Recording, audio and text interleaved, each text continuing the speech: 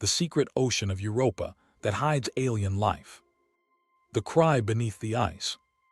Out beyond Jupiter's blazing radiation belts, a pale moon glides through the darkness. It looks silent, dead, even. But the data says otherwise. Something beneath that shell of ice is moving. Something is conducting electricity, flexing with the tides, and maybe breathing. This isn't a fantasy. NASA's instruments have already detected the evidence. A magnetic signature that screams of salt water and strange plumes of vapor bursting hundreds of kilometers into space. They seem to come from deep inside, an ocean that no light has ever touched. For decades, we've searched distant exoplanets for signs of life, convinced it must be hiding around another star. But what if the first alien biosphere is right here, orbiting Jupiter, sealed under a crust of frozen glass? What if life has spent billions of years thriving in the dark, only a few kilometers away, just waiting to be found? This is the mystery that keeps planetary scientists awake at night. Europa's cracked, glowing scars tell a story of motion and energy, like veins pulsing under translucent skin. The brightness, the lack of craters, they all point to something rising from below. That something, researchers now believe, is water.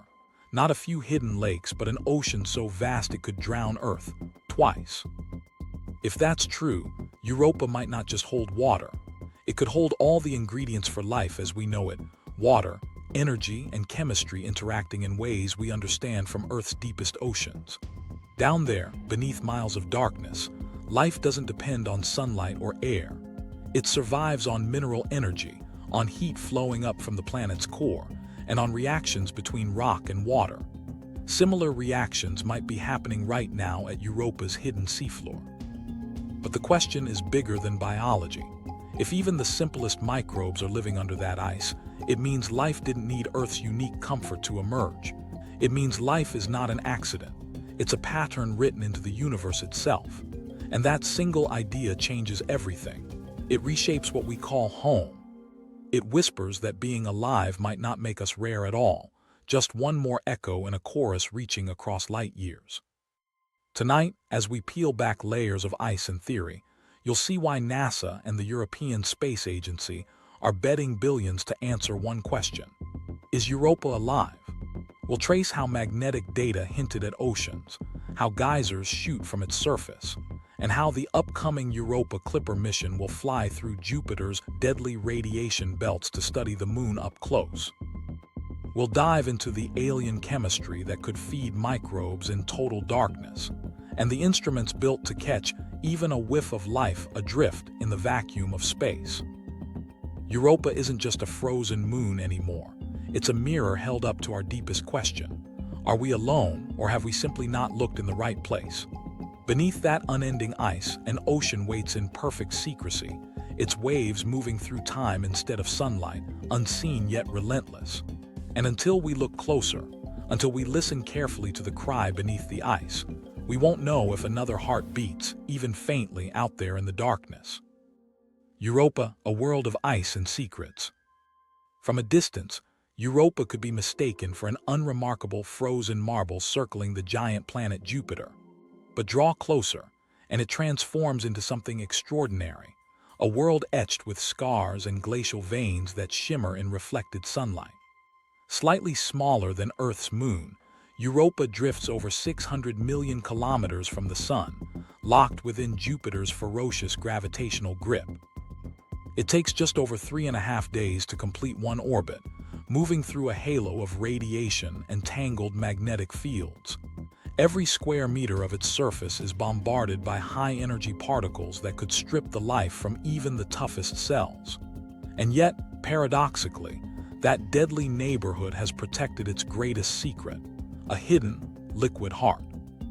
The first real encounter humanity had with Europa came in the 197s, when NASA's Pioneer and Voyager spacecraft sped through the Jovian system. Their images showed something strange: a surface unlike any other moon. No sprawling mountains, no deep craters, just a sheet of light-colored ice, split and ridged as if something beneath it was trying to break free. For planetary scientists, it was an instant obsession. Why did this moon look so alive? By the 199s, the mystery deepened. NASA's Galileo spacecraft entered orbit around Jupiter and studied Europa in detail. The closer it looked, the stranger the moon appeared. Vast ribbons of dark material slashed across the surface, twisting and looping in chaotic patterns that stretched for thousands of kilometers. Some of these fractures were hundreds of meters wide, filled with material that seemed younger and fresher than the landscape around them. Whole regions looked like the ice had shattered, drifted apart, and refrozen in new shapes. Scientists called them chaos terrains, and they hinted at something moving from below, like tectonic activity on Earth, but in frozen form. What Galileo uncovered changed everything we thought we knew about moons. While most icy bodies in the solar system bear the scars of ancient impacts, Europa seemed to erase its past. Its clean surface, nearly free of craters, suggested constant renewal. That meant heat, some internal force melting or shifting the ice from beneath. And wherever there's heat acting on water, even frozen water, geological and possibly biological activity could follow. When Galileo's magnetometer detected a peculiar signal around Europa, one that defied simple rock and ice explanations, the picture came into focus. The data suggested an induced magnetic field, echoing Jupiter's vast magnetosphere. The only thing capable of creating that signal would be an electrically conductive layer beneath the surface, a global ocean of salty water. That revelation made Europa one of the most compelling places in the solar system. Imagine an ocean stretching across the entire moon, sealed beneath an ice lit up to 25 kilometers thick. Beneath that, a rocky mantle and metallic core. If you could dive through the ice, you would enter a pitch-black sea deeper than any trench on Earth, perhaps 150 kilometers from surface to seafloor. All that water, more than twice the volume of Earth's oceans, waiting in silence, unseen for billions of years. Europa's orbit adds to the intrigue. Locked in a perfect gravitational dance with its sister moons Io and Ganymede, it's tugged back and forth every few days. Those relentless tugs stretch and squeeze the moon's interior, creating frictional heat. It's a cosmic massage that never ends, one strong enough to keep an entire ocean from freezing solid. The effect reaches all the way to the surface, sculpting ridges, cracks, and planes that shift over time. From orbit, these markings resemble veins under translucent skin, pulsing with slow energy. You can't help but feel that the planet is alive in its own way, a frozen heart beating beneath Jupiter's watchful eye. Still, the question lingers. What does alive mean here? There are no forests, no rivers, no breathable air. Europa's atmosphere is almost non-existent, a wisp of oxygen produced as radiation tears water molecules apart. Temperatures hover around minus 160 degrees Celsius. To our traditional sense of habitability, it seems impossible. Yet those same extreme conditions may preserve something remarkable. A complete, untouched ecosystem sealed away, isolated since before life emerged on Earth. If Europa's ocean interacts with its rocky mantle, through vents, fractures, and mineral exchanges, it could host the very chemistry that allowed life to begin in Earth's own deep seas. Even the ice above bears the scars of that restlessness. Across Europa's face lie chaos terrains, vast jumbles of shattered blocks, ridges, and domes that look as though entire glaciers exploded and then froze mid-collapse. The surface seems to flex and heave like something alive, a crust straining to contain the motion beneath. Some regions may be paper-thin in planetary terms, weak enough to let brine push upward and erupt into plumes. If true, the ocean isn't trapped, it's speaking. Every fracture, every vapor jet becomes a heartbeat, a warning that this frozen shell is struggling to hold back a living sea below. Looking at Europa, it's easy to forget you're seeing one of Jupiter's moons and not a frozen planet of its own. Its beauty is deceptive. From a distance, it glows softly, reflecting sunlight through faint frost lines. Up close, it's a chaotic tangle of scars and ridges, evidence of a world forever remaking itself. Each fracture may have opened and healed countless times, recycling surface ice like tectonic plates. That activity keeps Europa young, less than 100 million years old in geological terms, an infant among ancient moons. On cosmic scales, that means it's still changing now, still restless. When Galileo's camera transmitted those first detailed mosaics of Europa back to Earth, astrophysicist Margaret Kivelson, who led the magnetometer team, described her shock at the data. She hadn't expected water, certainly not a conductive ocean large enough to shape an entire moon's destiny. But the numbers didn't lie. Something massive and liquid was there. Since that discovery, Europa has moved from curiosity to obsession for scientists and dreamers alike. We've mapped thousands of planets beyond our solar system, but none as enigmatic or accessible as this distant moon circling Jupiter. It orbits a planet so large that all the world's water could fit in one of its storms, and yet Europa, a sliver of ice beside that giant, might hold the only ocean where alien microbes already swim. Each rotation, each flex of gravitational strain, keeps that possibility alive, heat from motion fueling the waters of creation beneath a frozen crown. Europa is no longer a passive body spinning in darkness. It's a dynamic world, one whose secrets lie hidden under kilometers of translucent ice. With each observation, the evidence mounts: heat, movement, renewal. Everything about it suggests one thing: something powerful is happening beneath the surface, something that science is just beginning to understand. And as we move deeper into that mystery, one question drives everything that follows. If this moon is active, evolving, and full of energy, could it also be alive? The evidence buried in the ice. When the Galileo spacecraft sent its instruments sweeping over Europa in the 199s, it wasn't just snapping photos, it was listening. Hidden inside its data sets were whispers, tiny fluctuations in Jupiter's immense magnetic field. Each time Europa passed through that magnetic storm, the readings twisted in a peculiar rhythm, suggesting there was something beneath the moon's surface conducting electricity. The signal wasn't coming from ice or rock. It had to come from something that behaved like seawater, salty, fluid, alive with mineral ions. That was the first clue that Europa wasn't solid all the way through. Beneath its frozen crust, there had to be a global ocean. At first, scientists were skeptical. A liquid ocean that far from the sun sounded too generous for a world bathed in cold light. Yet as the magnetic readings piled up, an image began to form. An ocean hundreds of kilometers deep, buried under a thick but dynamic shield of ice. The pattern of the signal fit perfectly with a conductive layer that shifted slightly as Europa orbited within Jupiter's magnetic reach. As the gas giant's field moved, it stirred up a secondary magnetic response in Europa's interior, just as a moving magnet induces current in a copper coil. The magnitude of that response was impossible to ignore. It meant that beneath the crust lay not just warmth, but water in motion. That evidence alone could have changed the story of our solar system, but Galileo's cameras revealed more. From orbit, the surface of Europa looked too clean and too young. Unlike our own moon, which is pockmarked by billions of years of impacts, Europa had only a sparse sprinkling of craters. That emptiness spoke volumes. In planetary science, fewer craters mean one thing: renewal. The surface must somehow be wiping itself clean, resurfaced again and again by forces below. Something was pushing fresh ice upward from beneath, erasing scars left by ancient collisions. And there were clues in the patterns carved into that gleaming shell.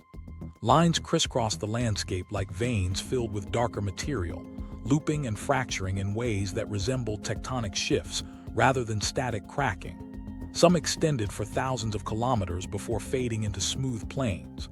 Others sliced across chaotic regions where blocks of ice appeared to have shattered, drifted, and frozen back together. To anyone studying the images, the message was the same: Europa's surface wasn't dead. It was active. It was in flux, layered by cycles of melting and freezing, stretching and sealing again. Only a liquid layer underneath could explain that restless motion. Then came the discovery that turned curiosity into obsession. In the 201s, the Hubble Space Telescope caught faint hints of something erupting from Europa's limb, plumes of water vapor extending hundreds of kilometers into space. The detection was subtle, seen only in ultraviolet light, but it mirrored what had been found years earlier at Saturn's moon Enceladus, where geysers spray ocean particles straight into space. If the signals from Europa were true, it meant parts of its hidden sea were leaking out through cracks in the ice, creating natural vents that connected surface to subsurface. Suddenly, it became possible to imagine sampling that water directly, without ever drilling through kilometers of ice. Of course, nothing in science stands unchallenged. Follow-up observations sometimes miss the plumes, leading some researchers to wonder if they were rare, fleeting bursts triggered by tidal stress. Yet even that uncertainty added to Europa's allure. Intermittent activity would mean pressure pockets and liquid reservoirs shifting beneath the crust, exactly the kind of dynamic system that could support complex chemistry. Every time Europa flexed under Jupiter's pull, frictional heat might expand a pocket of brine until it burst through the surface like a cryovolcanic fountain. The plumes, if real, were more than just vapor. They were messages from an ocean world trying to speak across space. When you piece all the data together, the magnetic readings, the smooth surface, the chaotic terrains, and the suspected plumes, the picture becomes almost undeniable. Europa holds an active ocean, constantly interacting with the ice above and the rock below. The ridges that lace across its face might be scars of vast frozen tides, forced open as the crust stretches under gravitational strain.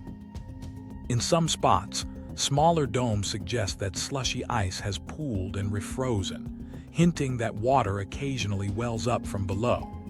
It's a frozen system that behaves suspiciously like a living one, always shifting, always moving toward equilibrium, never truly still. What makes this especially thrilling is the implication of renewal. Each geological cycle, each upwelling of brine or eruption of vapor, creates an exchange between the surface and the ocean beneath. Minerals from the rocky core could dissolve into that ocean, rise through fractures, and solidify into the ridges we see. In turn, radiation from Jupiter bombards the ice at the surface, splitting molecules and generating oxidants like hydrogen peroxide and oxygen. If those compounds find a way down through the cracks, they could feed chemical reactions in the ocean, reactions capable of sustaining life. The very violence of Europa's surface might be what nourishes its hidden depths. Imagine an ecosystem powered not by sunlight but by chemistry alone. On Earth, deep-sea hydrothermal vents create just such systems. Entire communities of bacteria and strange animals thrive around mineral-rich plumes, converting chemical energy into life. If similar vents exist on Europa's seafloor, where water meets the heat of the rocky mantle, life brewing there wouldn't need light at all. The geological evidence, the activity, the heat, the signs of exchange, all point to that possibility. And while we've never drilled through those icy kilometers to witness it directly, every instrument humanity has sent out has tightened the circle of doubt. Each line of evidence folds into the same hypothesis. There's liquid water, it's global in extent, it's salty, and it's active. Magnetic induction says it's conducting. The surface morphology says it's mobile. The plumes suggest communication between ocean and vacuum. Together, they form one of the strongest cases for potential habitability anywhere beyond Earth.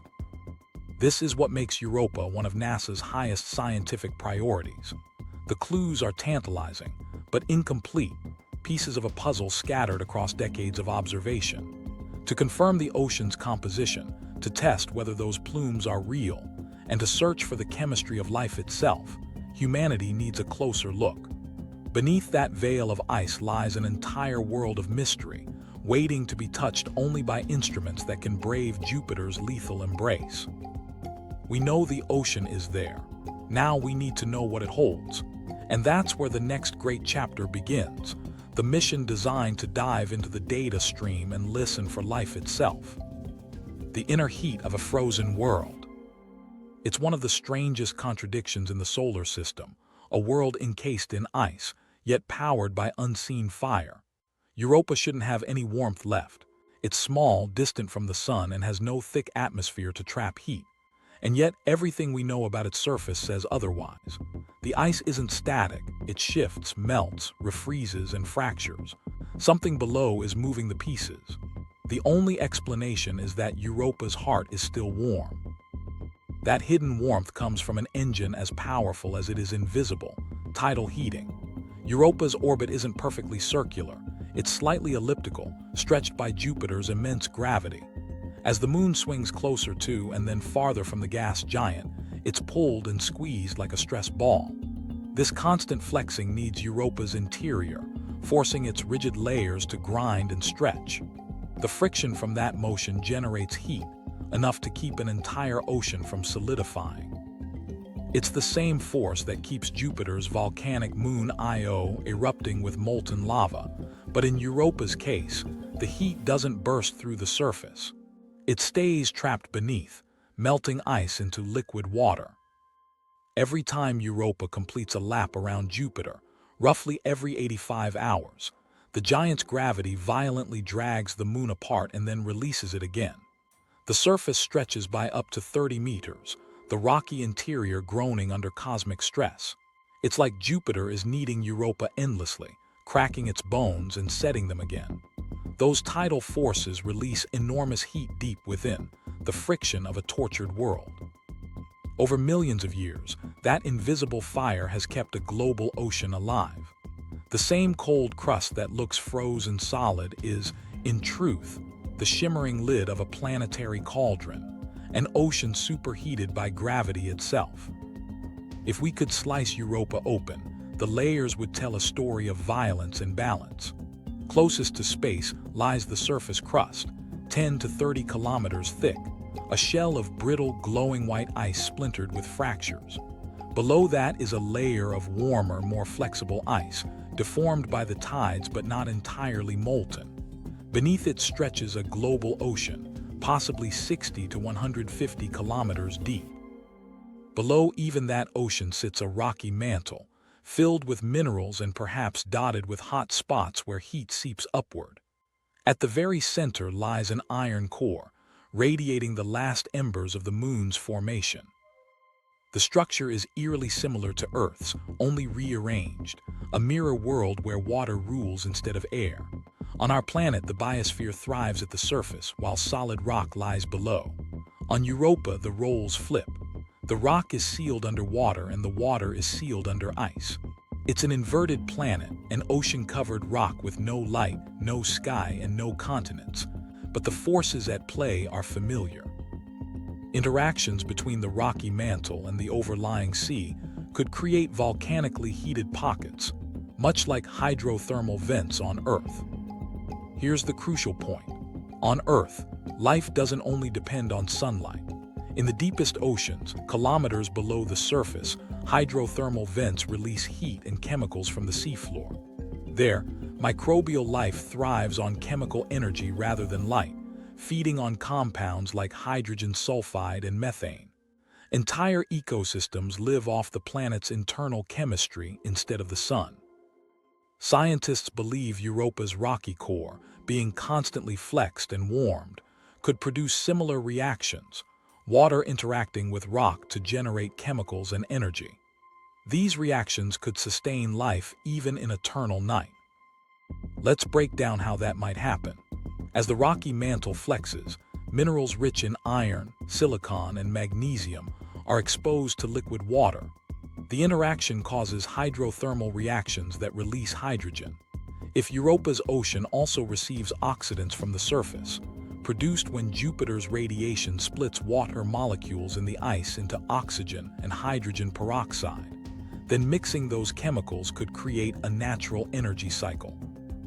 In other words, the ocean could have both the fuel and the oxidizer needed for metabolism, just like on Earth's ridges and vents. This isn't just theory. Evidence points the same way. The Galileo spacecraft detected surface materials that matched salts commonly found in Earth's oceans. Some areas on the surface also showed compounds that looked irradiated, meaning they were once dissolved in water and later exposed to vacuum and radiation. That suggests leaks, or exchanges, between ocean and surface, exactly the kind of feedback loop that could deliver surface oxidants down to the depth while bringing ocean minerals upward. So beneath Europa's crust, we may have a complete system: heat from tidal stress, chemical gradients for metabolism, and liquid water as a medium for chemistry. The three critical ingredients of habitability: energy, molecules, and solvent, all packaged into one frozen shell. The challenge for scientists is to prove it's not just a plausible environment, but one that actually hosts activity today. Computer simulations show that tidal heating doesn't occur evenly. It concentrates along fractures and fault zones, where strain is greatest. Those warm corridors might be thinner regions of ice, perhaps even reaching temperatures high enough to form brine pockets. These could act as conduits, pathways allowing ocean water to push upward or freeze into domes seen on the surface. Some researchers think this mechanism might even explain the suspected plumes observed by Hubble. Instead of random eruptions, they could be pressure releases along warm, tidal fractures. There's also a profound geological implication. If heat from tidal flexing reaches all the way into the rocky layer, Europa's ocean floor could be geologically active, riddled with volcanic vents releasing minerals and gases. On Earth, these vents are where life may have first begun, powered by chemistry rather than sunlight. We've found microbes at hydrothermal vent fields 2.5 kilometers under the Pacific that survive in boiling, sulfurous waters. Those tiny organisms use the same kinds of reactions that would be possible in Europa's ocean, turning simple molecules into the currency of life. If that chemistry happens naturally, life might be an inevitable side effect. Still, the outer world remains unyielding. At -160 degrees Celsius, Europa's surface stays frozen solid, sealing the ocean under unimaginable pressure, perhaps more than 100 times that of Earth's deepest trenches. Yet paradoxically, that ice shell doesn't isolate the ocean completely. Jupiter's radiation bombards the top layers, splitting molecules and creating a cocktail of oxidants. Over centuries, those compounds drift downward, theoretically mixing into the lower layers and delivering fresh chemical potential to the ocean. The cycle loops endlessly: radiation above, chemistry below, energy in between. A planet-sized battery, charging and discharging with every orbit. There's beauty in that harsh equilibrium. Without the pull of Jupiter, Europa would have frozen long ago. Without the freezing, it would lack the protective ice that shields its ocean from deadly radiation. The same forces that make Europa violent ensure it remains alive, geologically and chemically. When scientists describe it as an ocean world, they don't mean metaphorically. They mean a world utterly defined by the behavior of water in all its forms: solid, liquid, and vapor. So when we think of Europa now, we shouldn't picture a frozen tundra adrift in darkness. We should see a living machine, powered by gravity and time, an alien ocean stirred by invisible tides. The more we model those forces, the clearer it becomes. Beneath kilometers of jagged ice lies warmth enough to melt entire continents. The cracks and domes we see from orbit aren't scars of decay. They're the signatures of motion, signs that this moon's liquid heart is still beating. And inside that rhythm of ice and fire, life, if it found a foothold, could still be thriving in the shadows of Jupiter's glare. The chemistry of life beyond Earth. Every conversation about life, whether on Earth or beyond it, boils down to chemistry. Life is, at its root, a series of chemical reactions that know how to keep going. So, if Europa truly hides a global ocean under its ice, the next question isn't just, is there water? It's what's dissolved inside. Because water alone isn't life, it's just the stage. What gives that stage meaning are the molecules that dance on it: the carbon, the nitrogen, the sulfur, the phosphorus, and the trace metals that form the architecture of biology itself. Let's start with what we know. From spectral data taken by both the Galileo spacecraft and ground-based telescopes, scientists have detected salts and sulfuric compounds coating Europa's icy exterior. Those chemicals aren't random. They likely come from briny material welling up from below. The mix suggests that the ocean beneath is not a sterile reservoir of pure water, but a salty, mineral-rich solution that's been interacting with rock. That's significant because, when liquid water touches rock, you get chemistry, the kind that can make food for microbes. On Earth, the ingredients are familiar. Carbon forms the backbone of organic molecules. Nitrogen and phosphorus build DNA and cell membranes. Sulfur binds metals into biological machinery. All of these are found scattered through the outer solar system, in comets, in interstellar dust, in meteorites. So there's no shortage of raw materials. The real trick is combining them under the right conditions, allowing energy to drive reactions that build complexity instead of chaos. Europa's ocean, constantly churned by heat and geologic friction, might provide exactly that kind of laboratory. The engine that could power that chemistry begins high above the ice. Europa orbits deep within Jupiter's radiation belts, where energetic particles bombard its surface every second. That punishment turns the top layers of ice into a chemical factory. Radiation tears apart water molecules, producing oxygen, hydrogen peroxide, and other oxidants. They can't linger there forever. Frozen into the crust, many eventually migrate downward. If some of those oxidants make it all the way to the ocean, they could act as oxidizers, reacting with reduced chemicals like hydrogen or sulfur from the rocky seafloor. That exchange would release energy, chemical energy that life could harness. So even in total darkness, there's still a kind of metabolism possible. You don't need sunlight when you have redox chemistry, where oxidation and reduction feed an invisible food chain. Think of the process as a planetary battery. Radiation charges the surface with oxidants, geology charges the ocean floor with reductants, and between them lies a chemical current. When those ingredients mix through cracks and convection, the battery discharges, creating usable energy. On Earth, microorganisms do exactly this, using hydrogen, methane, or iron as energy sources in places sunlight never reaches. Now let's consider temperature and pressure. Europa's ocean sits under up to 20 kilometers of ice, with pressures reaching hundreds of bars. Those are brutal conditions by human standards, yet microbes on Earth thrive in similar extremes. We've found bacteria living in Antarctic ice pockets, in subglacial lakes sealed for millions of years, even in hydrothermal vents where water seethes above 400 degrees Celsius. Life, as we know it, is astonishingly flexible. The key isn't comfort, it's chemistry.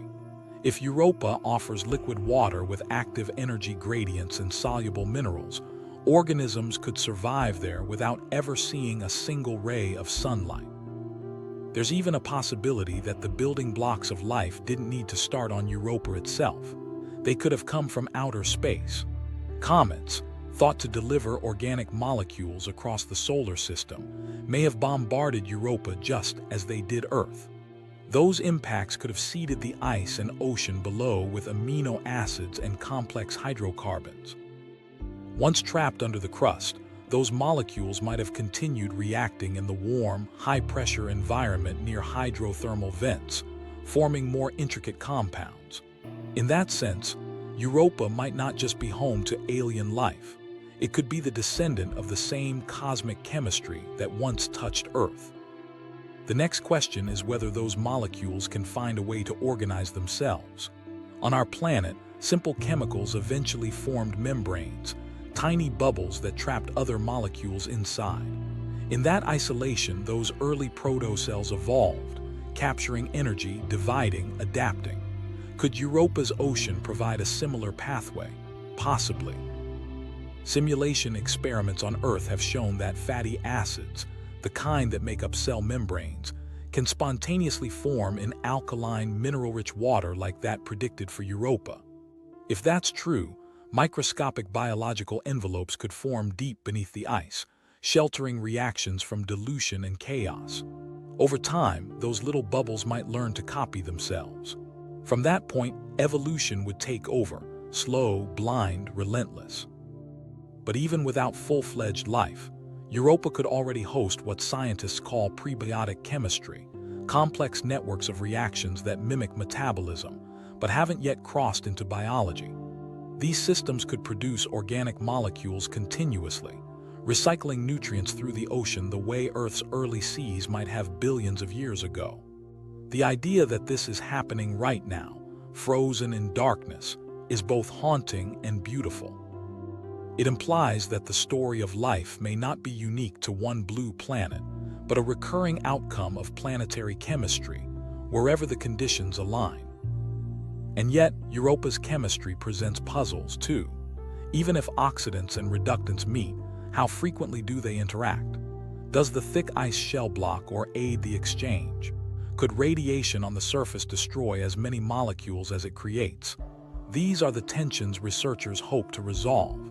The ocean may be both nurturing and cruel, a place where life could flourish or dissolve with each tide of chemistry. To investigate, scientists model Europa's ocean as a dynamic system.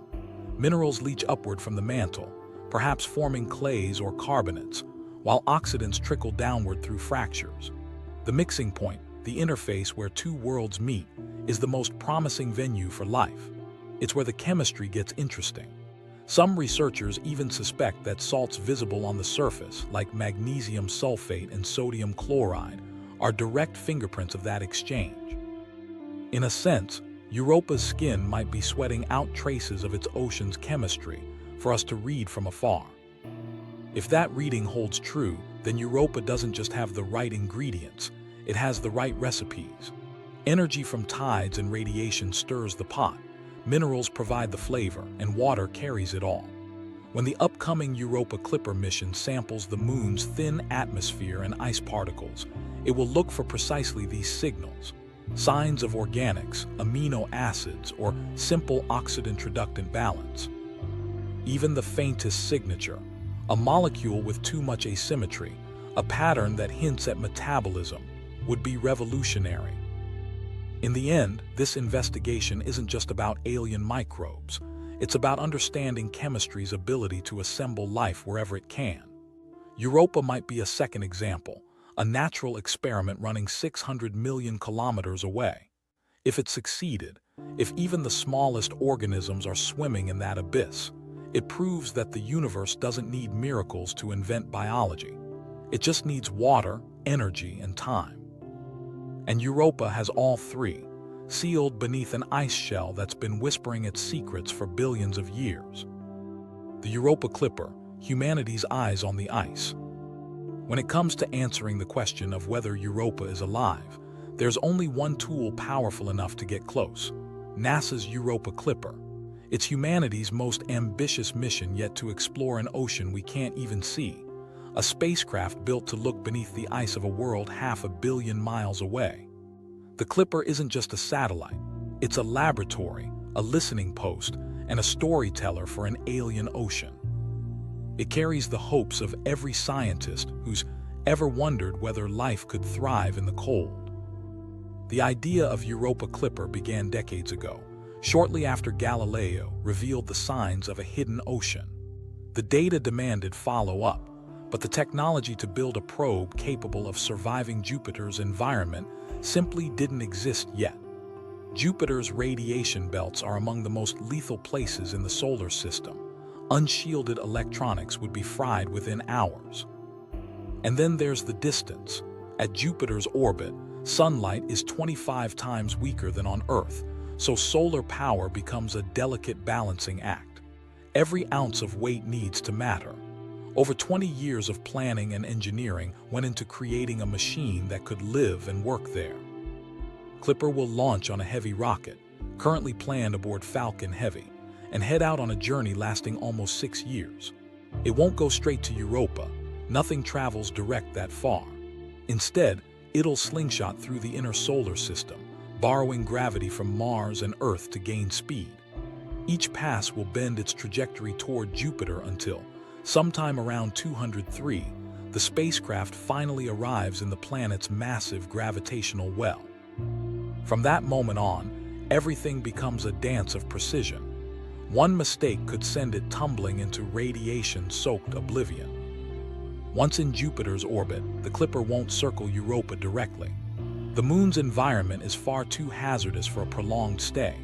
Instead, the spacecraft will adopt a looping path around Jupiter, swooping in for close flybys, nearly 50 of them, before retreating to safer distances. Each pass will bring it as close as 25 kilometers above the surface, close enough to skim the upper edge of Europa's exosphere, where bits of water vapor and ice grains drift upward. In those brief moments, the instruments on board will taste, sniff, and listen to everything the Moon throws its way. At its core, Clipper is a flying museum of sensors. Its magnetometer, led by Margaret Kivelson, the same scientist who discovered the original ocean signal, will measure fluctuations in Europa's magnetic environment, mapping the depth, thickness, and salinity of the hidden sea. Paired with a gravity experiment that tracks tiny wobbles in the spacecraft's motion, it'll let scientists infer the exact thickness of the ice shell. With those two instruments alone, we'll finally see how much ocean lies beneath. Then there are the eyes, a powerful dual-camera system capable of photographing almost the entire Moon at resolutions 5 times sharper than Galileo's best shots. It will map Europa's fractured plains, chaotic icescapes, and potential plume sources. At those flyby speeds, every image will capture frozen surface features as small as a few meters across, close enough to spot fractures where ocean water might seep to the surface.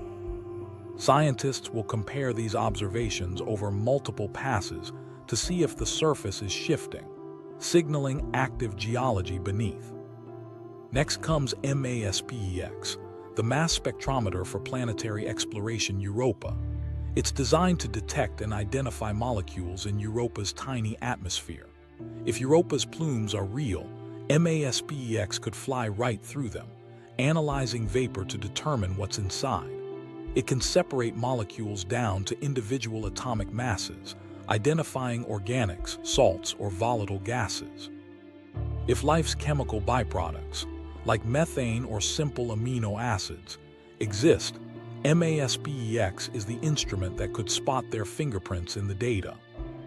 Working alongside it will be SUDA, the Surface Dust Analyzer. SUDA might look deceptively simple, a small metallic bucket bolted to the side of the spacecraft, but its function is revolutionary. Europa's surface is constantly bombarded by micrometeorites, which send microscopic bits of ice, dust, and ocean material flying into space. SUDA's collector will catch these particles like raindrops in the void, vaporize them upon impact, and read their molecular composition. It can measure salts, trace organics, and even detect structural molecules like fatty acids. Laboratory tests have shown that if a single microbial cell were frozen inside an ice grain, SUDA could find chemical evidence of it. Together, these instruments form the spine of the mission's scientific ambition. Each one tells a piece of the story. The magnetometer reveals the ocean's depth, MASPEX decodes the plumes, the cameras reveal geological activity, SUDA sniffs the debris for biosignatures, and the radar probes the crust for hidden lakes and fractures. The result will be a complete cross-section of Europa's inner world, assembled piece by piece over years of flybys. But the challenge isn't just science, it's survival. Jupiter's radiation is relentless, capable of degrading electronics with every pass. To withstand it, engineers at the Jet Propulsion Laboratory built what they call the Vault. It's a thick, radiation-shielded compartment made of aluminum and tantalum alloys, enclosing the spacecraft's computers and vital systems. On the vault's exterior, a metal plate bears a poem commissioned for the mission, inscribed with the word water in more than 100 languages. It's both art and armor, a reminder of why humanity risks so much to study an alien sea. Even with shielding, Clipper can't linger for long. Each flyby is a brief, high-velocity sprint through danger, followed by weeks of quiet analysis as it orbits back out to safer distances. It's a rhythm of risk and retreat, like dipping a finger into fire to learn its temperature. Behind the scenes, mission planners have programmed complex sequences to minimize exposure, fly in fast, collect data, swing out, dump information back to Earth, and repeat. Every burst of data will take nearly an hour to reach us. Each packet could hold the first hints of life beyond our world. And the stakes are enormous. Clipper's price tag, roughly $5 billion, makes it one of NASA's most expensive planetary missions since Cassini. With so much investment, failure isn't an option. The spacecraft must endure vibrations at launch, survive years in deep space, then perform flawlessly through dozens of near misses with one of the most hostile worlds imaginable. Engineers have tested every component against radiation, cold, and mechanical stress, because in the outer solar system, repair isn't possible. Yet beyond the technical precision, there's a deeper purpose driving the team, a desire to connect. Robert Pappalardo, the mission's project scientist, often reminds people that Clipper isn't strictly a life search mission, but a habitability mission. Its job is to find out if Europa could support life, not necessarily to prove that it does. But even he admits that the line between the two is thin. When you peer into a world like Europa, you're not just chasing data, you're chasing the possibility that the universe is more generous with life than we dared to believe. Clipper's timeline stretches across nearly 2 decades of human patience. From concept to construction, testing, launch, and eventual arrival, it represents what might be the purest expression of scientific curiosity, risking billions and waiting years just to know what's hidden beneath the ice of a distant moon. When the first flyby arrives and the data streams home, humanity will stand on the threshold of a discovery that could rewrite the story of life. An ocean world, untouched and eternal, will finally come into focus, not as a myth, but as a world we've touched through our machines. If the Clipper finds chemistry suitable for biology, or even the faintest trace of organic molecules, it will open a new era of exploration. The next logical step will be a lander, a machine to scoop, drill, and test the ice directly. But that's the future. For now, everything depends on this first reconnaissance, the moment we open our eyes to Europa's secrets. Every sensor aboard the Clipper is an extension of our own senses, reaching into the alien dark. So when the spacecraft finally sails through the gravity of Jupiter and aims its instruments at that shimmering moon, what we're really doing is sending our curiosity itself, the pure human urge to know, across 600 million kilometers of emptiness. We're extending a hand toward the unknown, ready to listen for an answer from the silence beneath the ice. And for the first time in history, we might actually hear one. The hunt for plumes and ocean clues. If Europa's frozen shell really hides a living ocean, then somewhere, somehow, that ocean must be reaching for the surface. And that's the riddle scientists are racing to solve. The hunt for plumes, those fleeting, icy geysers that may carry whispers of an alien sea into space. They're Europa's possible voice across 500 million miles of silence, and if we listen carefully, they might tell us whether life hides in the dark. The first signs came unexpectedly more than a decade ago. In 2012, researchers poring over data from the Hubble Space Telescope noticed something odd. Faint ultraviolet emissions around Europa's south pole, signatures of hydrogen and oxygen. The simplest explanation was astonishing. Water vapor was breaking apart high above the surface, implying that something had blasted liquid water, or ice particles, into space. For a brief moment, Europa seemed to be doing what Saturn's moon Enceladus had already proven possible, venting its ocean straight into the vacuum. Those few observations set off a chain reaction. Every telescope capable of aiming at Europa was turned toward Jupiter, but the Plumes refused to behave. Some campaigns found nothing.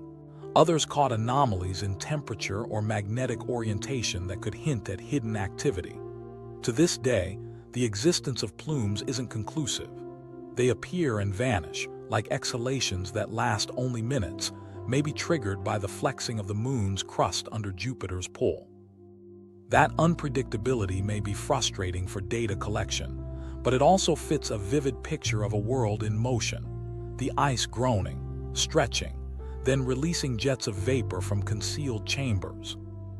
That's why NASA's Europa Clipper is designed not merely to observe, but to hunt. Every one of its instruments has a secondary role in detecting plume activity. As the spacecraft darts in for each flyby, its ultraviolet spectrograph will scan the limb of the moon, searching for telltale flashes of gas. The thermal imager will look for spots warmer than the surrounding ice, where fresh eruptions may have taken place. And most importantly, MASPEX will analyze the composition of whatever faint atmosphere surrounds Europa during those passes. If even a trace of water vapor is present, MASPEX can distinguish molecules by their precise mass, separating simple volatiles like carbon dioxide or methane from complex organics like amino acids and alcohols. It's like building a chemical fingerprint for an unseen world. If plumes erupt during a flyby, the Clipper could move through their outer edges, tasting their contents much as Cassini did at Enceladus. Every molecule would matter, each one a clue to what reactions are taking place below. Ammonia, for instance, would suggest antifreeze properties lowering the ocean's freezing point. Salts and sulfates would reveal contact between water and rock. Methane or short-chain organic molecules could hint at biogenic chemistry.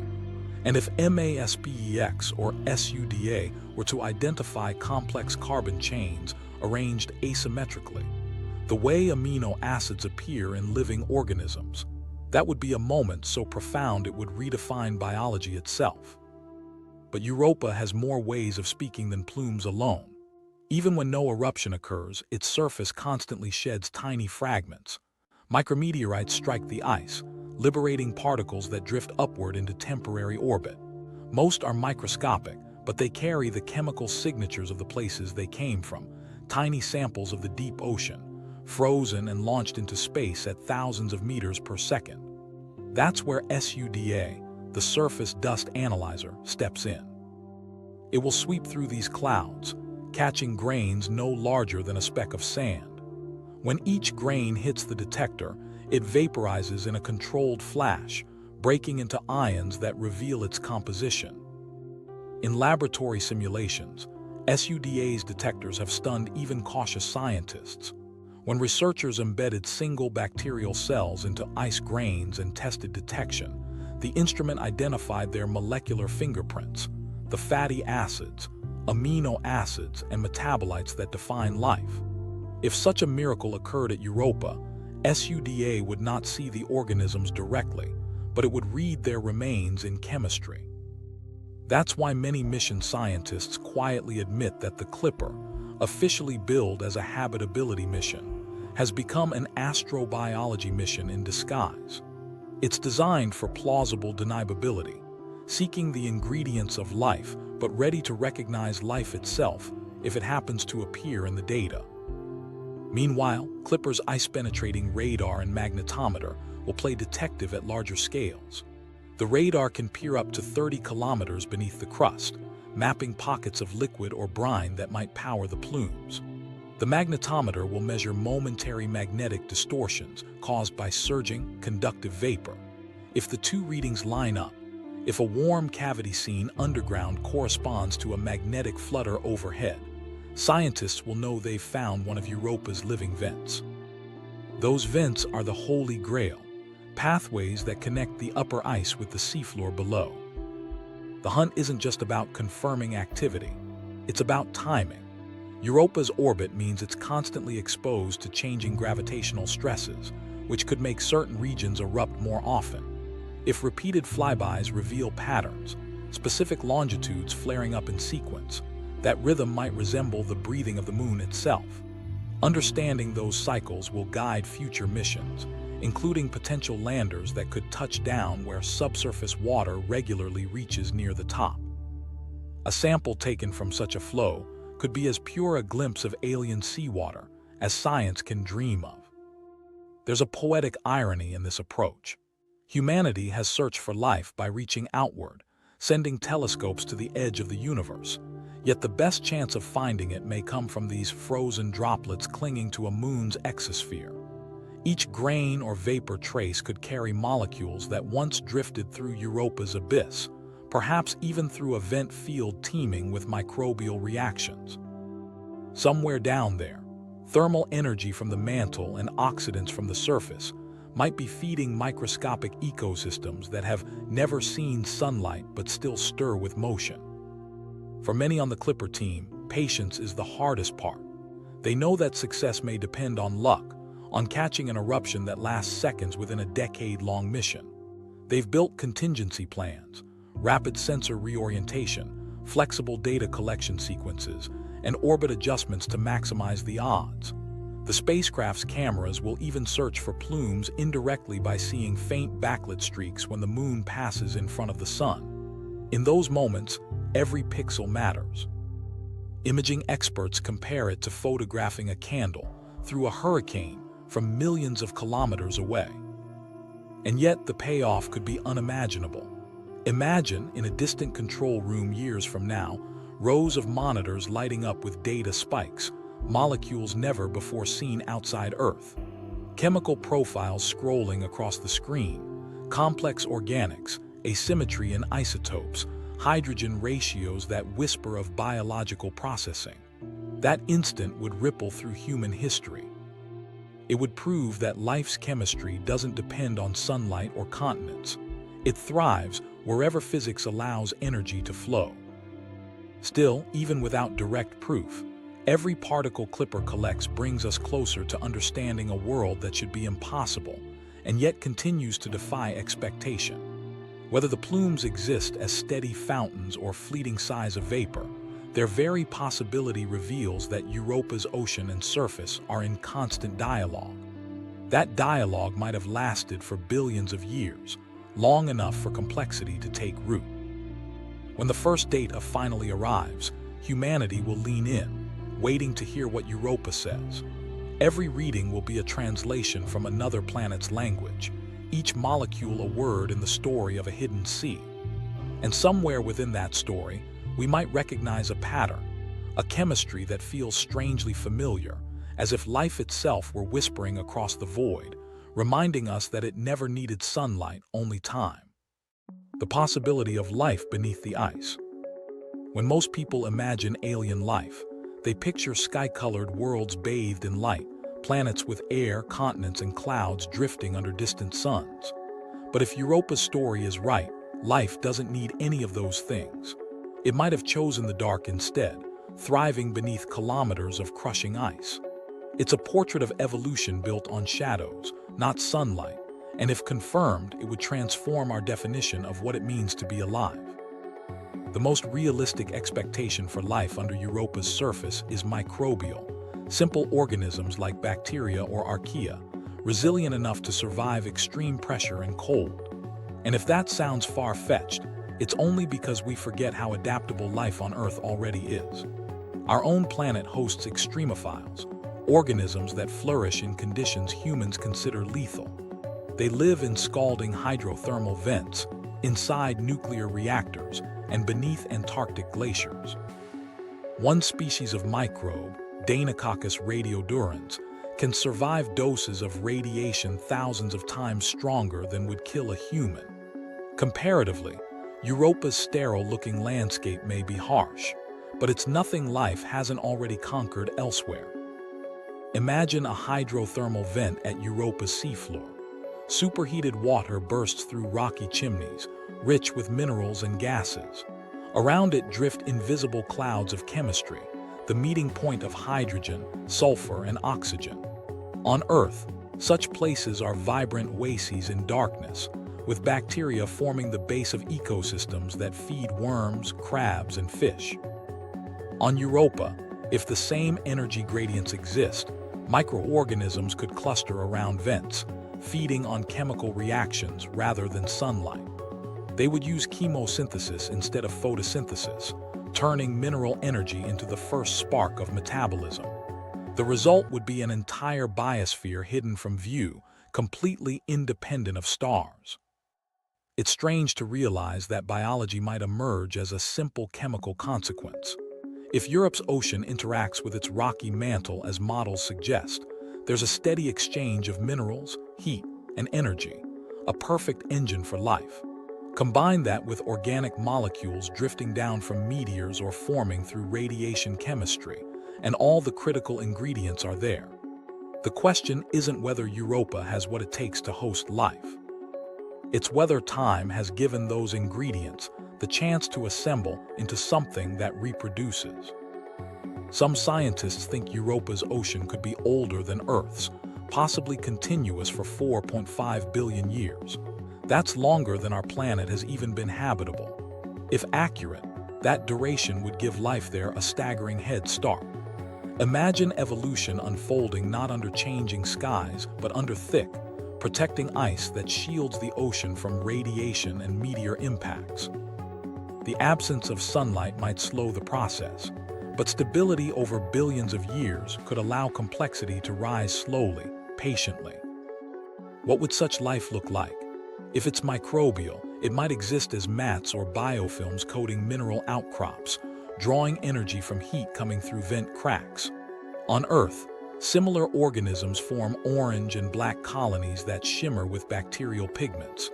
Because Europa's light spectrum never reaches the seafloor, these microbes wouldn't care about color. Their biology would register chemistry, not light. They might metabolize hydrogen and sulfides, exhaling methane as waste. A signature clipper could one day detect in plume gases. They'd be adapted to freezing pressure, perhaps surrounded by antifreeze proteins or salty cytoplasm to keep from crystallizing. If multicellular life evolved, small worm-like forms could undulate near vents, feeding on bacterial clouds, their metabolism unhurried by the cold. It would be an ecosystem powered by internal heat, evolving entirely outside sunlight's cycle, the opposite of everything Earth taught us to expect. Yet even at its simplest, the detection of such organisms would rewrite science. For centuries, we assumed life was a rarity, the deliberate accident of one planet with a forgiving star. But finding microbes in Europa's ocean would show the opposite, that life is self-starting whenever environment and chemistry align.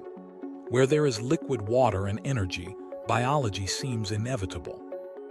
That revelation would mean the universe is probably full of living corners. Under Titan's methane crust, beneath Enceladus's plumes, even within the distant cryospheres of exoplanets circling dim suns. There's an emotional side to that possibility too. If life thrives in the dark, it doesn't need the comfort of Earth's warmth.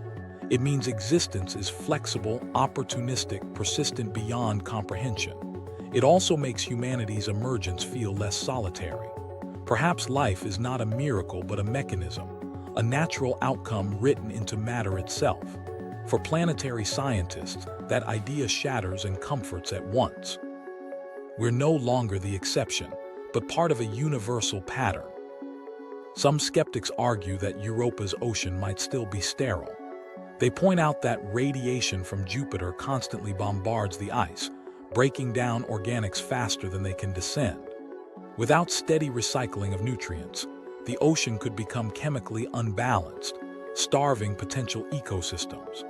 Others note that the energy available from tidal heating might be too low to sustain even microbial populations on large scales. And yet, similar arguments once dismissed life's existence in Earth's deep-sea vents, until submersibles found thriving communities there. The boundary between impossible and inevitable can shift quickly once we look deeper. If Europa does host life, it might have developed unique survival strategies. It could use sulfur reduction or iron oxidation, processes we only recently discovered on Earth. Or it could store energy chemically during active tidal cycles, lying dormant during quiescent periods. Even dormancy itself would be a profound adaptation, a reminder that nature doesn't rush. Under the ice, time moves differently. Generations could pass in chemical sluggishness, cells dividing once a year, once a decade. The key isn't speed, but endurance. After billions of years, that patience could accumulate entire ecologies. Scientists often describe Europa as a laboratory of habitability. It allows them to test whether life is an accident or a rule.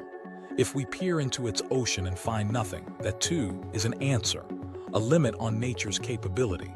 But if we find even one microbe, one strand of organic residue shaped by metabolism rather than geology, the implications ripple outward forever. It means the universe doesn't just permit life, it makes it routinely. Every icy moon, every exoplanet with hidden water becomes a potential cradle. What's remarkable is how small a discovery it would take. Not a city, not even a fish, just a single self-copying cell. 1 microgram of alien biomass might prove that life emerges independently wherever the conditions echo Earth's chemistry. It would also raise existential questions. If life can arise so easily, how many worlds might host their own evolutionary stories right now? How many are thriving under suns we've never seen? The search also reframes our sense of solitude. Perhaps the reason we haven't met cosmic neighbors is that most of them, like the hypothetical Europans, never left their oceans. Intelligent life might be rare simply because evolution spends most of its time perfecting microbes. They're efficient, eternal, and don't need civilization to survive. Europa could be an alien world full of life but devoid of awareness, where microscopic colonies drift in perpetual twilight, never knowing they're part of the cosmos.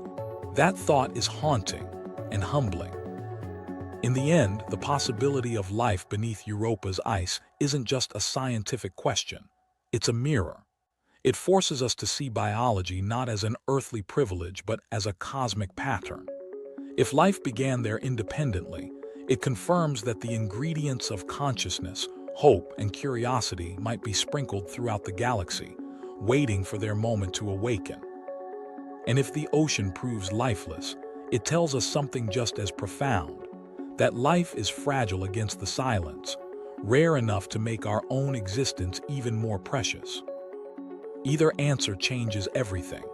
When the Europa Clipper finally listens through the static of Jupiter's magnetosphere and sends its readings home, humanity will hold its breath.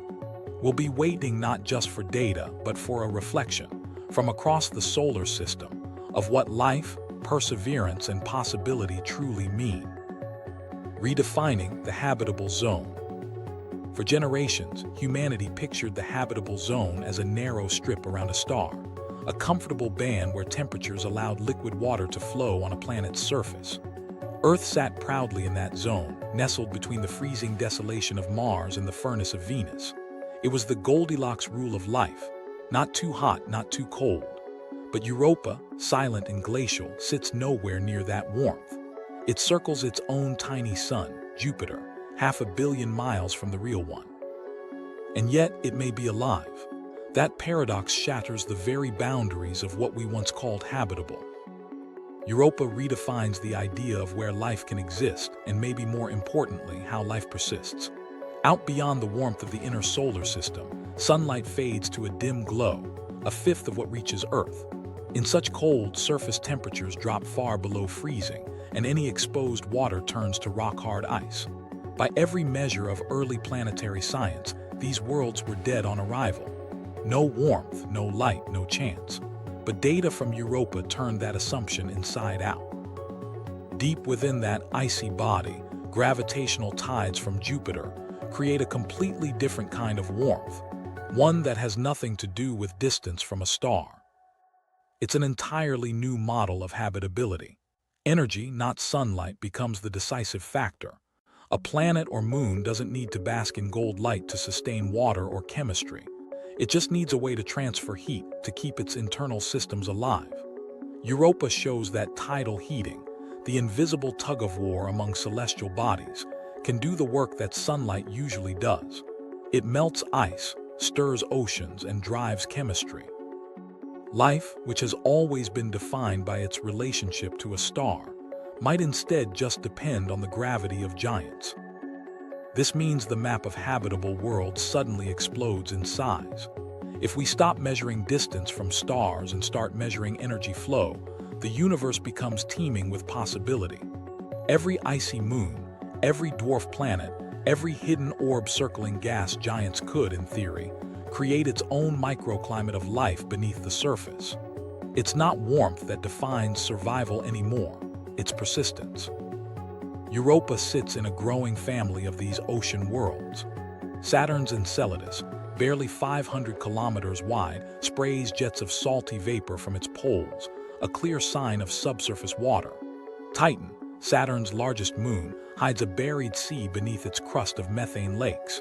Even distant Ganymede, another Jovian moon, likely carries multiple liquid layers stacked between ice. These bodies were once considered frozen relics.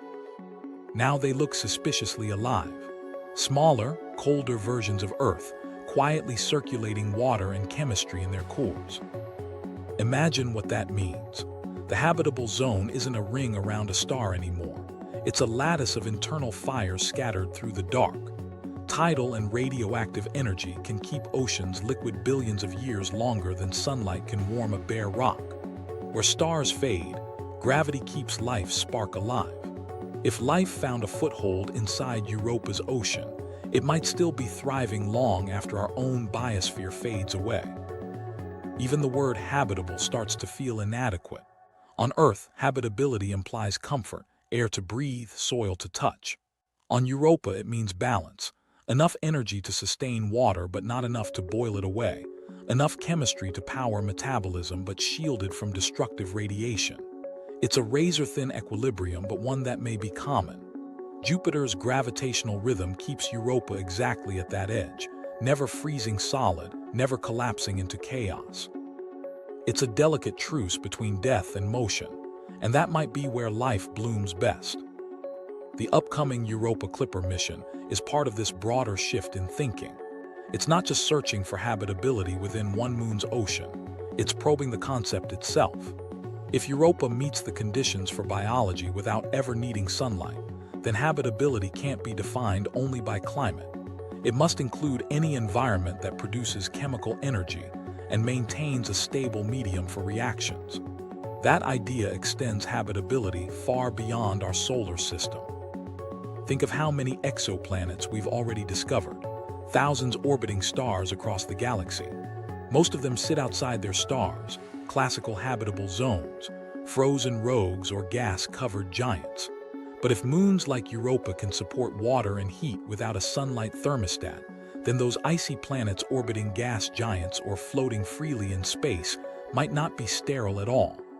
Ocean worlds could outnumber terrestrial ones by the billions. The odds shift dramatically, from rare miracle to cosmic commonplace. On Earth, ice is a barrier, a covering that isolates oceans from air. On Europa, ice is protection. It shields the ocean from Jupiter's radiation and micrometeorite bombardment. Below that armor, stability reigns. This inversion of logic, hostility above, sanctuary below, forces us to rethink what makes a world truly livable. We've always assumed that life prefers conditions like ours. But maybe life works differently, seeking darkness to escape destruction, finding warmth in friction, thriving where sunlight dies. There's also a philosophical weight to this discovery. For centuries, humans imagined the universe separated into two halves, the warm, shining worlds of the inner system and the frozen wastes beyond. Europa blurs that line. It hints that the same processes that nurtured Earth's biosphere might echo silently through the outer solar system. Life doesn't require perfection, only persistence and chemistry. The dividing line between sterile and alive turns out to be thinner, more flexible, more inclusive than we ever imagined. Astronomers and astrobiologists are already using Europa as a template for exoplanet evaluation. When we detect a planet far from its star but with signs of geological heating or a thick icy shell, we no longer dismiss it. Instead, we consider the Europa model. Could tides, radioactive decay, or internal pressure keep an ocean liquid? Could convection cycles distribute nutrients? Could chemicals mix enough to create a self-sustaining biosphere? Even small worlds, once seen as cosmic leftovers, might host warmth and chemistry far beneath their crusts. It's humbling to realize how narrow our vision once was, Habitability used to mean Earth-like. Now it could mean energy-rich, or water-bearing, or simply chemically restless. Europa has turned the concept from a delicate temperature line into a universal equation. Where there is energy and a solvent, there can be life. Distance no longer matters, only dynamics do. This new perspective forces us to reimagine the search for life, not as a hunt for twins, but for cousins, organisms that evolved under different lights and tides. If life arises wherever there's an exchange of energy and matter, then the cosmos could be filled with biology that looks nothing like our own. Single-celled creatures thriving in cryovolcanic vents, chemical colonies growing beneath hydrogen seas. Perhaps even multicellular systems shaped by the rhythm of gravitational tides, rather than sunlight cycles. In the broader picture, Europa's icy cradle might be the first chapter of a new worldview. Once we confirm a habitable ocean there, it's only logical to explore other moons with similar physics. Enceladus, Titan, Triton, all could be homes for alternate biochemistries. The habitable zone around our sun becomes not a narrow band but an extended family stretching across the planetary system. The implications ripple outward to every star. And yet, this discovery also prompts deeper questions about our place in that web of possibility.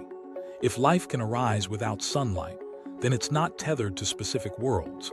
It's a function of nature itself, as inevitable as weather. That realization strips away the specialness we once claimed, but replaces it with something grander: connection. We may not sit at the center of life's map, but we're part of a wide network of self-organizing chemistry that spans the galaxy. Europa's existence changes how we look for our cosmic neighbors. We no longer seek blue skies or green forests. We listen for oceans sealed under ice, for the faint heat signatures of tidal friction. Far from the sun, life's story continues in new chapters, written in pressure, darkness, and resilience. The universe, it turns out, may not be cold and empty after all. It might just be hiding its brilliance below the surface, waiting for instruments like the Europa Clipper to listen long enough to understand its language. The philosophical shockwave of discovery. What happens when a world we thought was dead turns out to be alive? When a place so far from sunlight, wrapped in freezing desolation, suddenly reveals it may harbor something breathing, or at least reacting in the dark. The ripple from that discovery would stretch far beyond science. It would reach into philosophy, religion, psychology, every assumption we've ever made about life, meaning, and solitude. The moment humanity confirms even a single living cell beneath Europa's ice, the shockwave won't be contained to laboratories. It will echo through how we see ourselves. For over 4 centuries, since Galileo's telescope first caught Europa in its lenses, this moon has been quietly dismantling our illusions. Galileo's discovery of Jupiter's moons proved Earth wasn't the center of everything. That shift in perspective was seismic. It dethroned humanity from cosmic royalty. Finding life on Europa would be the next dethroning. It would tell us we're not special in biology either, that life is not a miracle but a rule, a natural outcome of physics and chemistry. Imagine the moment data from the Europa Clipper confirms unmistakable organic reactions, molecules too complex or asymmetric to form without biological processes. In a heartbeat, the term extraterrestrial life stops belonging to fiction. The news flashes across every screen on Earth, proof that we are not alone. There wouldn't be parades or fireworks at first, just silence, a collective pause as billions of minds recalibrate. For philosophers, it would be the closest thing to observing creation twice. For scientists, it would be the most satisfying confirmation of a hypothesis ever tested. For ordinary people, it would be a quiet but irreversible revolution in identity. Some will celebrate, believing the discovery finally affirms that life is universal, that consciousness may one day emerge wherever it's given time. Others will panic, seeing it as a threat to human uniqueness. Religious leaders will interpret it through faith, some as evidence that existence is overflowing with divine life, others as proof that life emerges from nature alone. No belief system will remain untouched. When we know that living chemistry can bloom without sunlight under a ceiling of ice, every origin story, from atom to evolution, will take on new resonance. And it won't stop with theology. The philosophical implications run deeper. For centuries, we've measured humanity's importance by rarity. We were the only creatures who could look up and ask why. But if microbes are thriving under Europa's crust, life becomes a universal phenomenon. Intelligence may be a gradient, not a singular achievement. We'll have to redefine our sense of moral kinship, not just with animals or ecosystems here, but with anything that breathes, divides, or metabolizes there. The old boundaries between us and it dissolve. That realization also reframes loneliness. The search for life has always been, in some way, a search for reassurance. We send probes not just to collect samples, but to ask, who else is out there? The discovery of even primitive organisms on Europa doesn't give us a conversation partner, but it offers something just as profound: confirmation that the universe was never empty. Existence becomes participatory, not isolated. The void is no longer silent. It hums with hidden biology. But discovery brings fear, too. The first ethical debate will be immediate. Should we go back? If Europa is alive, do we risk contaminating its pristine biosphere by sending landers, drillers, or, someday, human explorers? The term planetary protection takes on a moral dimension. Are we entitled to touch a world that may have its own evolutionary story? Could our ambition to study erase an alien ecosystem before it's even understood? Scientists have been preparing for those questions. Protocols require sterilization of spacecraft, but no measure is perfect. And beyond the technical issue lies a deeper dilemma. If we discover life, do we treat it as data or as kin? Europa could force humanity to confront its relationship to life itself. For the first time, ethical philosophy won't just be applied to animals or people, but to microbes born of another world. The cultural impact would unfold over generations. Artists will depict the lonely beauty of Europa's darkness. Writers will imagine civilizations that never saw sunlight. Children will grow up knowing life is not Earth's property. Humanity's myths will expand to include oceans that glow beneath ice, creatures that survive without skies, and ecosystems that outlast stars. Exploration will no longer be about conquering frontiers. It will be about communion. Yet the most unsettling shift might come from how we view ourselves. The presence of life elsewhere forces a new humility. It implies that our origins were not singular, that life, given the right chemistry, emerges spontaneously. The boundary between physics and biology blurs. Every atom of carbon in the universe becomes a potential seed of consciousness. The implication is staggering. Intelligence, emotion, even self-awareness could be common emergent properties of matter under the right conditions. We may not be the anomaly, we may be the average. Still, that realization doesn't diminish us. It deepens us. Knowing the cosmos might teem with unseen biology doesn't make human existence trivial, it makes it shared. The universe stops being a backdrop and becomes a living network. Every droplet in Europa's ocean becomes a kindred experiment in persistence. We begin to see that life is not confined to recognizable shapes, but is the cosmos learning to feel itself in countless parallel ways. But discovery works both ways. What if the Europa Clipper finds nothing? No organics, no hint of metabolism, just sterile water beneath endless ice. That answer, too, would be profound. It would remind us that life is fragile, that even when the ingredients are there, the spark might not always ignite. It would compress our sense of rarity but heighten our appreciation for resilience. In that scenario, Europa would stand as a monument to near miscreation, a world that almost became alive but didn't.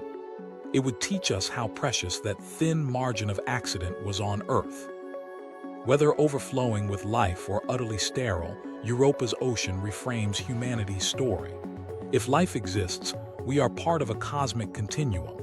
If it doesn't, we are the exception that proves how improbable and magnificent existence can be. Either outcome transforms us. The search itself becomes a kind of philosophy, one that bridges science and meaning. We study Europa not just to understand the universe, but to understand ourselves. Beings curious enough to wonder about others before we've even finished exploring our own depths. In the end, that's the quiet revolution this moon offers. A shift from isolation to interconnectedness, from arrogance to wonder. Whether Europa's waters ripple with microbes or rest in sterile stillness, the act of looking changes us. It tells us that the universe invites questions, even about the invisible. And through that invitation, we discover that exploration is not just about what's out there. It's about what awakens in us when we finally listen. The echo of life. Far from the sun's warmth in the endless shadow of Jupiter, Europa drifts in silence. Yet inside that silence, possibility hums.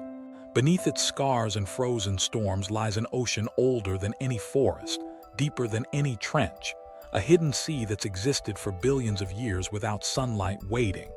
Whether life is swimming there or not, that ocean is already a statement. Chemistry endures, motion continues, and water remembers. Every mission that studies Europa, every scientist who watches that shimmering world through a telescope, carries the same quiet hope that in those black depths, something has learned to live. Maybe it's just a single cell dividing slowly in chemical twilight. Maybe it's an entire ecosystem moving through mineral plumes under ice the color of glass. Or maybe it's silence all the way down, an ocean locked in potential that never quite crossed into biology. Either way, Europa changes the question. The mystery isn't just, is there life elsewhere? It's, why does the universe keep building the stage for life, even when no one's watching? Europa's story echoes through everything we know about ourselves. On Earth, life needed oceans, heat, and patience, and it found them. On Europa, those same ingredients exist beneath a pressure of temperature and pressure that would crush any ship. Yet still, water moves, energy flows, radiation sculpts molecules that drift downward into liquid night. Even without witnesses, the processes of creation repeat themselves, as if the cosmos insists on giving life another chance. When the Europa Clipper arrives and sends back the first wave of data, that moment will be more than scientific, it will be emotional. Through the static and distance, humanity will be listening for affirmation that the universe can bloom twice. Each vibration of the magnetometer, each particle caught by SUDA, will be a heartbeat transmitted across 500 million miles, maybe faint, maybe absent, but deeply human in its meaning. Because by reaching there, we'll be hearing an echo of our own origin, the sound of molecules learning to assemble in darkness and persistence. Even if the readings show only sterile chemistry, that silence will still speak. It will tell us that not every ocean is meant to wake, that some remain as memory, reminders of how delicate the path to life truly is. If Europa's waters are quiet, they'll stand as a mirror for all the unlit worlds that never took the next step, and make our living ocean here on Earth seem even more miraculous. But if Clipper's instruments detect something, an unexpected ratio of carbon, an asymmetric molecule, an impossible gas signature, the ripple will be immediate. In that instant, the ancient rule that life requires sunlight will collapse. We'll know that the universe writes its creatures in more than one language. Biochemistry will no longer be an Earth dialect, it will be a universal grammar. Either outcome leads to awe. That is Europa's real message. It's not about proof alone, it's about perspective. This moon, locked in freezing orbit around a giant planet, reminds us that life and emptiness can share the same space.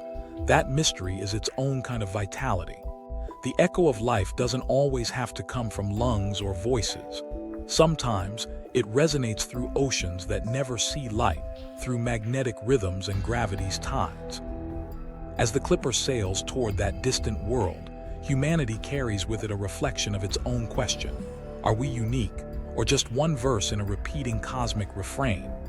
Beneath Europa's ice, that echo still stirs, rolling across dark water, timeless and patient. Whether alive or not, it waits, to be heard, to be known, to remind us that wonder itself is alive, and that even in silence, the universe is still speaking.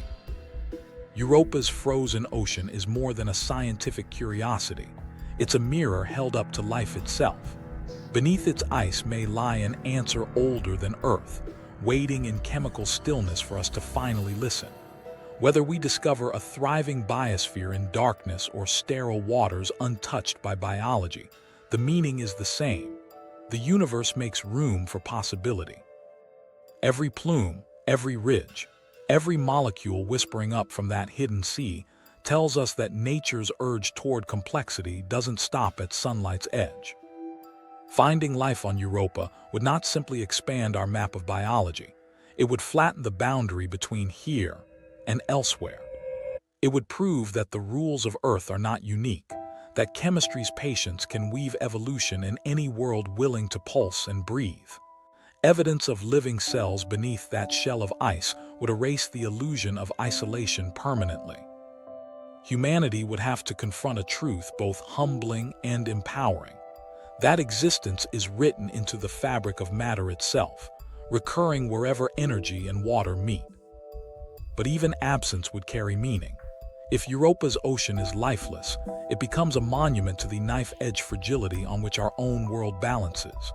It would show that life demands not only chemistry but fortune, a cascade of right conditions, perfectly synchronized. In a way, that realization would amplify our gratitude. Every heartbeat, every wave on Earth's coasts would stand as proof that improbability sometimes triumphs. Searching for life and finding silence might be the loudest lesson the cosmos could teach us. Either outcome leads us to the same reflection. The story of Europa is the story of endurance. It tells us that the universe keeps building the architecture that could cradle life, even when no one is watching. It shapes oceans under ice, feeds them heat from impossible gravity, and wraps them in radiation and shadow, not as punishment but as preservation. That pattern repeats across moons and exoplanets alike, suggesting that nature's canvas for life is vast, perhaps infinite. As the Europa Clipper approaches its destination, that idea becomes tangible. The instruments aboard, carefully shielded, painstakingly built, carry not just scientific ambition but human emotion. They are our eyes under the ice, our fingertips tracing the edge of creation. When their data streams home, every signal will be a translation from a language older than biology, every pixel a new word in the cosmic dictionary of possibility. What we'll learn may redefine the meaning of home. Earth will no longer stand as the lone oasis, but as one among countless islands where chemistry found rhythm and awareness. In that expanded view, humanity stops being the center of the story. We become part of a vast, unfolding network of self-assembling life. We're not explorers charting emptiness. We're witnesses uncovering chapters of a living cosmos. Each signal, each unanswered question, ties us back to the same rule the universe seems to follow. Wherever energy and water meet, the potential for life awakens. Europa's secret is only beneath its ice. It's within us.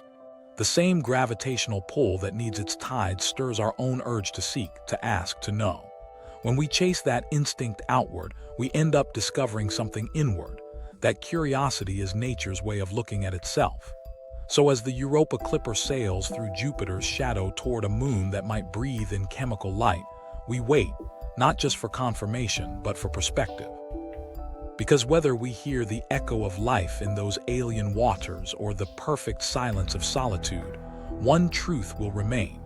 In searching for other worlds, we finally begin to understand our own.